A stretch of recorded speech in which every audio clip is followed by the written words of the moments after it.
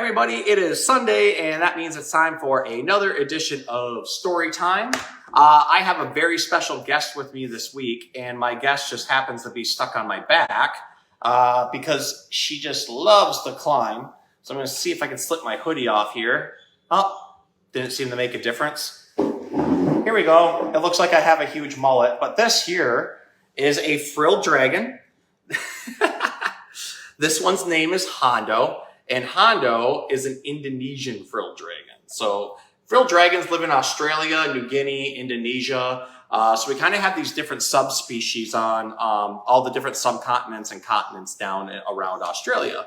And each one is going to look slightly different with a little bit different pattern, a little bit different coloring. And usually that's how we tell the difference between each one of them.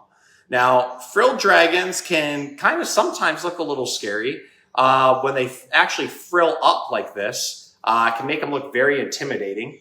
This was actually the inspiration for the Dilophosaurus in Jurassic Park, although chances are Dilophosaurus didn't have frills because everything we think we know about dinosaurs probably isn't actually true because it's all just based on a guessing game based on their fossils. Whole nother story, but we're going to focus on our frilled dragon friend here. So frills are awesome. Hondo is a great reptile. They're a part of the agamid family, which is a whole genus of lizards found mainly throughout like Australia and parts of Indonesia. And they are an omnivore. So they eat a lot of invertebrates. They primarily go after things like katydids and cockroaches and crickets. But they also love eating fruit and veggies. Although that's kind of a minimal part of their diet. In the wild, it's roughly like 25 to maybe 30% of their natural diet, with the rest being invertebrates. But in captivity, to make sure that they're getting all the vitamin and nutrient that they need, we do make sure that they get veggies 3 days a week, and then they also get their cricket protein or the roach protein 3 days a week. You can do things like waxworms, horned worms, and even earthworms as treats because they'll always enjoy that invertebrate protein. Now, there's a couple cool things to know about these guys. Sometimes they get called a bicycle lizard. That's because they have what we call bipedal style back legs. So when they are extremely scared or need to get away from something, they can almost end up running on their back legs. Not quite the way a basilisk can, which is called the Jesus lizard and can run across water, but frilled dragons can go bipedal for short periods of time. So majority of the time, you're going to find them high up in the trees. That's going to be the main place that they want to live. And then if they get scared, they throw their frills up. Their frills meant to distract the animal or scare it off. And if that doesn't happen, they drop down to the ground, go bipedal, and then they start taking off running. Now, the frills are interesting because they also help them regulate temperature. So the frills are connected to the jaw, and they have a very cartilaginous style spine, which all this stuff ends up being fused at one point here, which allows them to just independently control those frills and then hold them out.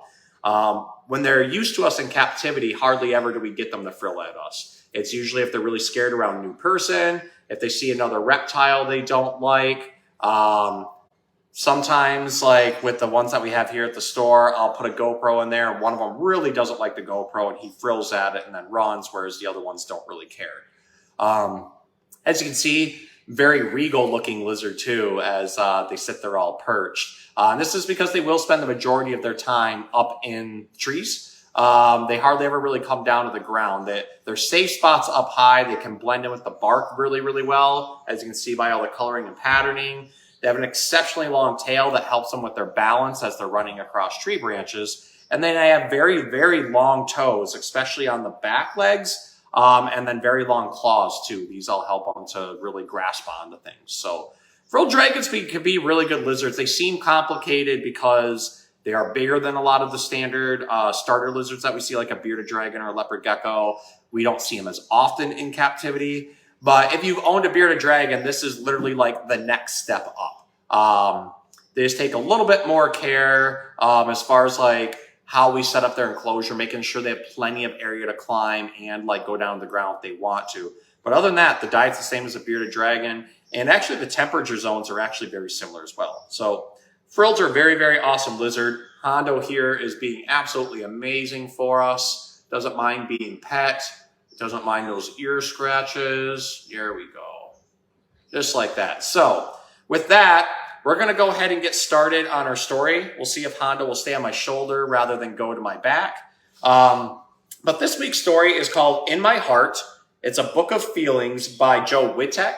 My friend Katie sent this to me. I am super appreciative of her. I'm glad she sent me this book. She sent it to me because I'm going to be having a baby soon. So this was part of a baby package. So I've known Katie most of my life. Thank you so much for sending me the book and the package. And I hope you and your family enjoy this book as well. So let's go ahead and get started.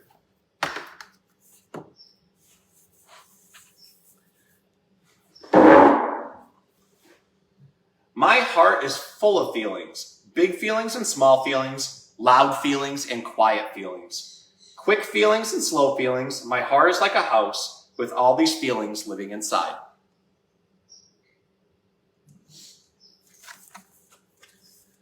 Sometimes my heart feels like a big yellow star, shiny and bright. I smile from ear to ear and twirl around so fast I feel as if I could take off into the sky. This is when my heart is happy.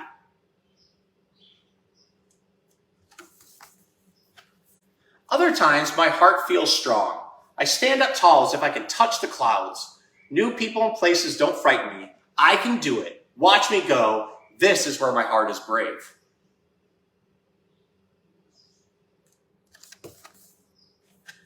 When I get really angry, my heart feels as if it's going to explode. Don't come near me. My heart is yelling hot and loud. This is when my heart is mad.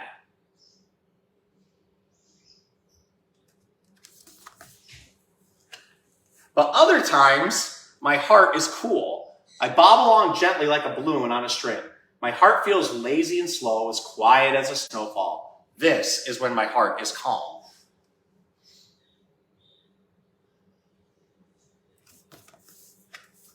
On harder days, mean words hurt my feelings, and my heart feels hurt too. It's fragile and delicate, but it can be healed with extra kisses. This is when my heart is broken. Some days, my heart feels as heavy as an elephant.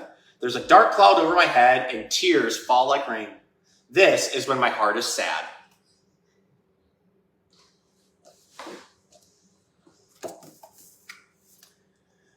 My heart doesn't stay sad. Like springtime after winter, the sun comes out again. My heart grows tall like a plant reaching toward the sky. This is when my heart is hopeful. Eek! When I see something scary, my heart beats fast. I feel cold as if a chilly breeze has crawled up my neck, and I run away as fast as I can. This is when my heart is afraid. When it's time for a bit of fun, my heart feels full of giggles and wiggles. Abracadabra! I hop around like a bouncy bunny. This is when my heart feels silly.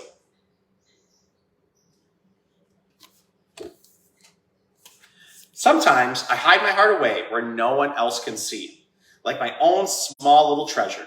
I don't want anyone to look up at me. Safe on my swing, I can watch the world from up above.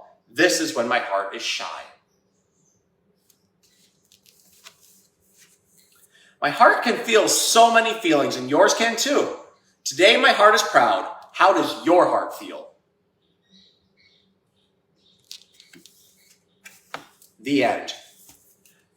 This was an awesome book explaining how we have a lot of different feelings going on with us. Sometimes in our heart, sometimes in our head, sometimes they're floating around on top of our head like our frilled dragon lizard here.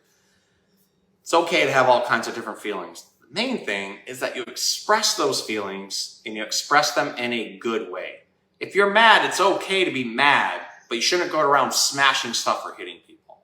It's okay to be sad and it's okay to cry, but you got to express why you're crying and why you feel sad. And obviously, if you're happy, express that you're happy and let people know why you're happy, and then maybe that makes them happy too. But all in all, we have tons of feelings, and it's good to express those. And when you do, you're going to feel better, and it helps the people around you feel better as well. So I hope you enjoyed learning about our frilled lizard friend who loves being up high and now seeing himself in the camera. And thank you so much again to my friend Katie for this awesome book called In My Heart. So thanks again, guys. We will see you next week.